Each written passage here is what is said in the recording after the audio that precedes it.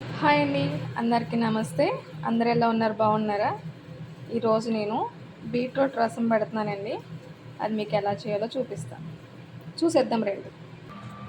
ముందుగా గిన్నె పెట్టుకొని దాంట్లో ఆయిల్ వేసుకొని దాంట్లో కొంచెం ఆవాలు, కొంచెం జీలకర్ర, ఎండుమిర్చి, వెల్లుల్లిపాయ,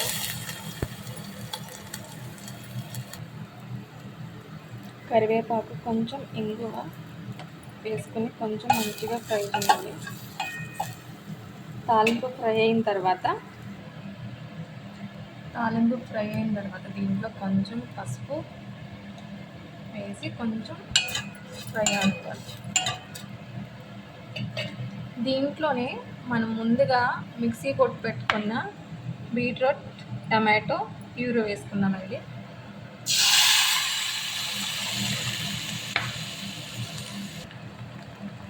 అది ఉడుకుతున్నప్పుడే దాంట్లో కొంచెం చింతపండు వేసుకుందాం.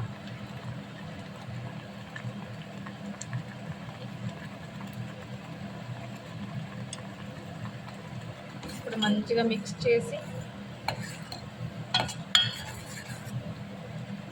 ఎంత వాటర్ కావాలో అంత యాడ్ చేసుకుందాం.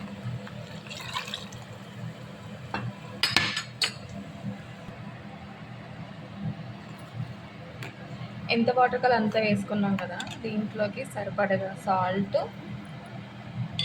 కొంచెం జీరా పౌడర్,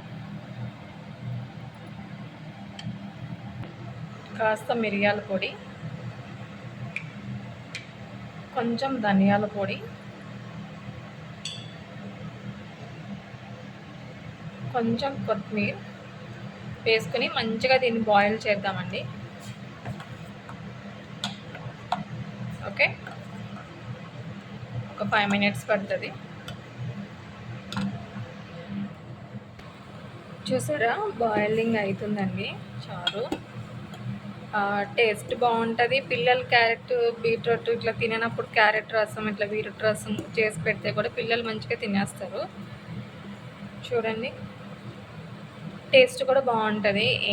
చాలామంది బీట్రూట్ ఫ్రై కానీ కర్రీ కానీ తినలేము అనుకుంటారు. బట్ అట్లా తినలేని వాళ్ళు ఇట్లా రసం పెట్టుకుని తింటే బాగుంటుంది.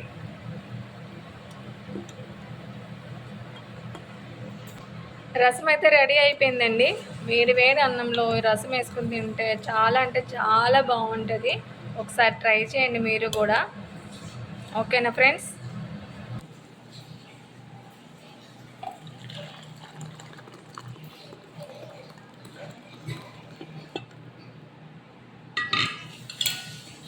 ఫైనల్గా కొంచెం కొత్తిమీర వేసేసుకుందాం.